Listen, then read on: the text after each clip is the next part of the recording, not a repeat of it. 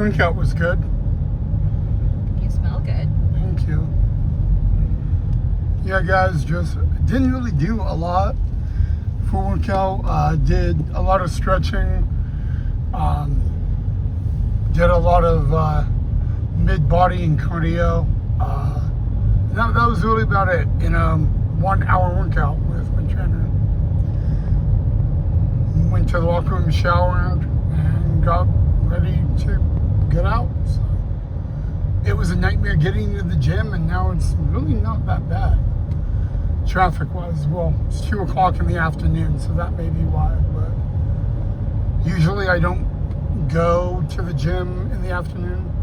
I do it in the morning, but it is a lot more busier in the morning in the gym I'm at than it is in the afternoon. So maybe, and it wasn't busy. I mean, it was like me and I think 2 other people on the main floor of the gym, and that was about it. So it really wasn't that bad at all.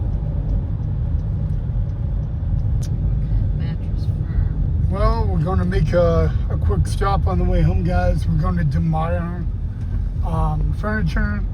So my mom wants to look at mattresses, apparently. So I'm going to make that quick little stop, and then we will be heading home in a beautiful weather in Boise. Really is nice out. And we're at DeMeyer. The parking lot is dead empty, so I guess that's a good thing. And guys, do you know why the flag was half-staffed this morning? I don't know why. So if you guys knew why, let me know. But here we go. Let me know what you guys think of this. You like this? Not the table, but like the sofa. Let me know what you guys think.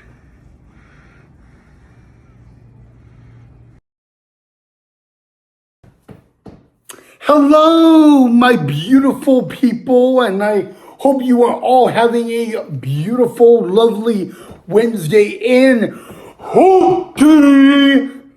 But I also hope you guys are preparing for Friday and Mother's Day weekend and the weekend. And it's just a whole lot of exciting stuff. You know, maybe you guys have some very big special plans for Mother's Day weekend.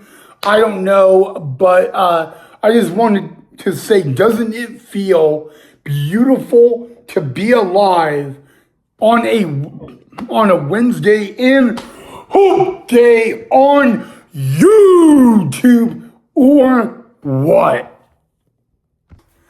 Okay, guys, so in today's episode for our Mental Health Awareness Month discussion, I am going to be answering a question that I get asked a lot. Now, this has never happened to me, but I get asked it a lot by a lot of people. I've been asked it by my family. I've been asked it by friends. I've even been asked by some of you on YouTube. So that one question that I am going to answer and break down in this episode is, can you be fired for having a mental health episode in the workplace? Yes, I understand that question sounds very stupid, very some people are like, why would you even ask that? Because, you know, a lot of people believe that you could be fired in the workplace for having a mental health episode, or some people then also say that there's no way that can happen. But I want to say that it actually is both, okay? You actually can be fired for having a mental health episode in the workplace. However, on the other side, you also cannot be fired from having a mental health episode in the workplace. But I'm going to talk about the not getting fired first, okay?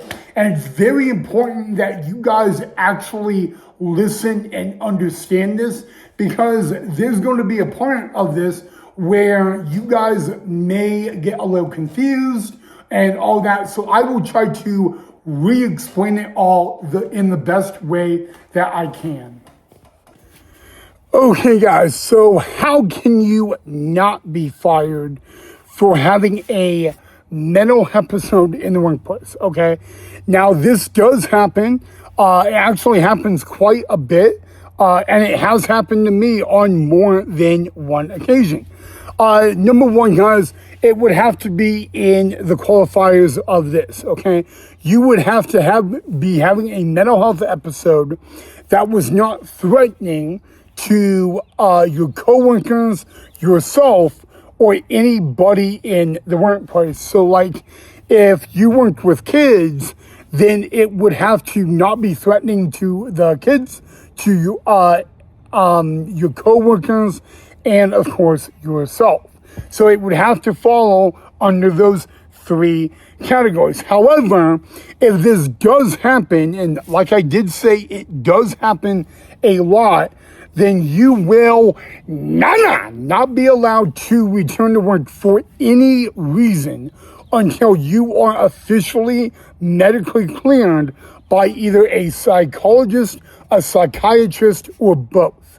And you will need a doctor's note to give to your boss. It is taken very, very seriously. And the reason they say they want a doctor's note is because if you return to work and you have another episode and there is no doctor's note, then your boss can actually be held liable for that.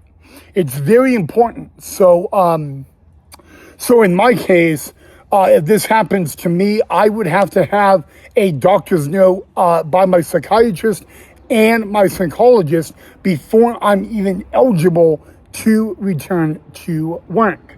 It does sound like a lot, but it really is not, okay? It really isn't. And this can take weeks. It can take months. So it's very important, okay?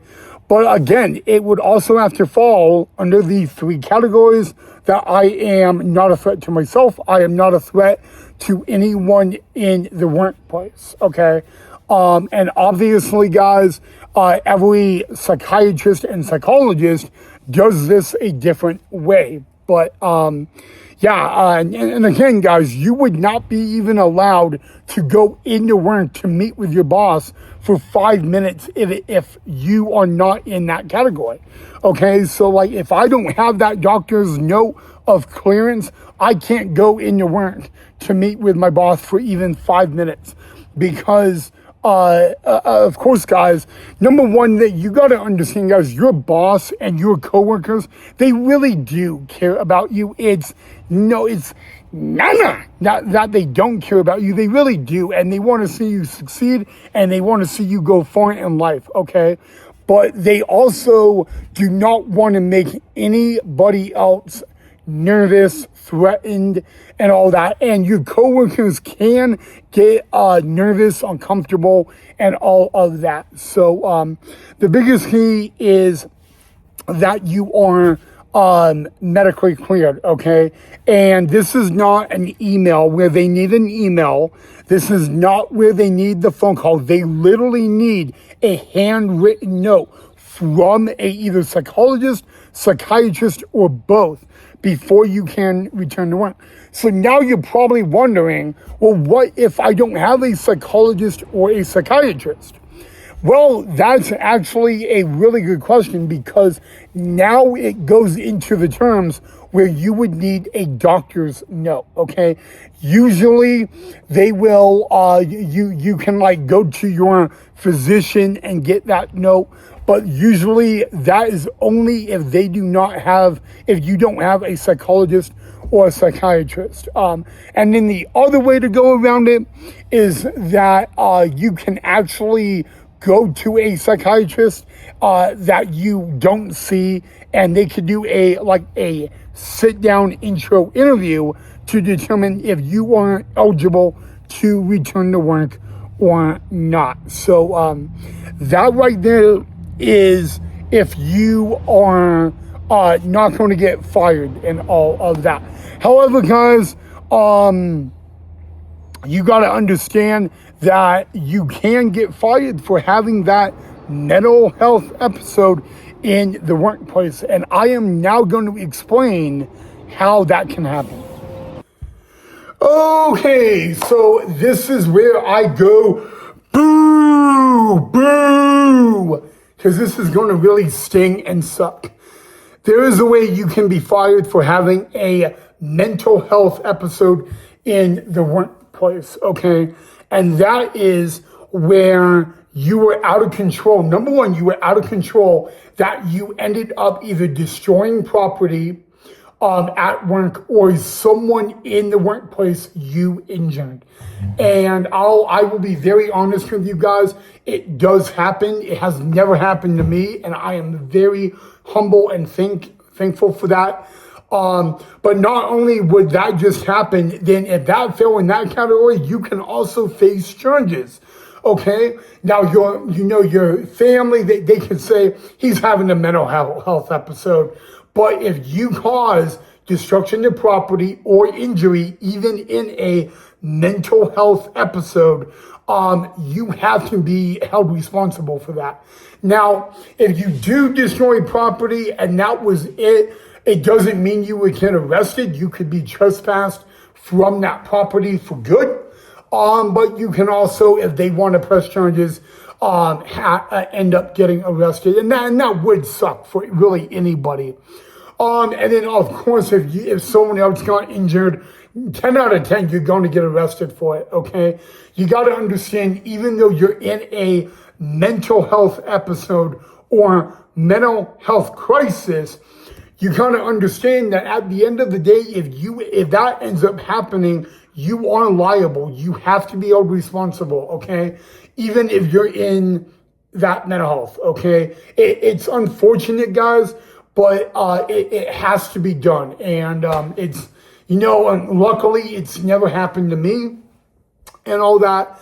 But yeah, there is one other way other than those two things. And that is if your coworkers basically do not feel comfortable or safe working with you. And in that case, they wouldn't really fire you. They would either try to move you to somewhere else where you had the same job at another company, building, whatever. Like if it was the YMCA, they would put you at a different YMCA. But if they were unable to do that, then unfortunately they would have to let you go. And yes, you guys could say, well, that could be a lawsuit. Yeah, you're right. It can be a lawsuit, but it would be a lawsuit that you would probably not win. Okay. And they do have that right. All right. So, again, guys, unfortunately, I have heard of cases of that happening. But you gotta know, even when you are in that mental health episode, you are still responsible for your own actions. And I want you guys to be very, very notified of that and understand that, okay? You're still, at the end of the day, held reliable. So don't think you will get off the hook easily, because you just will not, that's the only way I can put it for you guys. So yeah, but yeah, there you guys go. So again, guys, most of the time when it comes to this, literally it ends up with someone not being fired. But when it goes into destruction of property or someone else getting injured, that probably could be leading into the termination of the employment and all of that. So yeah. All right, everybody, that is all I have for you guys on this episode of Positive Time with Ryan. Tomorrow is Friday Eve, Thursday, woo, woo. And I have a psychology appointment tomorrow, so that will be somewhat interesting. But yeah, guys, if there's anything regarding mental health you guys want me to cover or talk about a little more, make sure you let me know down below in the comment section. I am willing to do that. I am thinking about talking about my own story with mental health on the 18th of May, which would be a week from this Monday. So I'm thinking about that. And then for the final week of May, I will talk about my experience in a mental hospital. And I am willing to talk about everything, my time in a mental hospital as a kid and as an adult. Believe me, there is a big difference. And I will also talk about, starting on the 18th, my mental health battles as a youth and as an adult. And that will also be different, and interesting. But my goal, guys, is to, obviously some of you may be struggling, and my goal is to maybe sharing my experience, and everything I go through to this day. It could help you or someone you know. So, that is my goal. I'm not trying to, traumatize you guys. I'm just trying to do, help in the best way I can. So I hope you guys get that. But other than that, drop a like if you enjoyed. Make sure you subscribe down below if you have not done so already. Have a blessed rest of your Wednesday. I'll catch you guys back here tomorrow in the next episode. And if there's something you do want me to talk about tomorrow, let me know down below.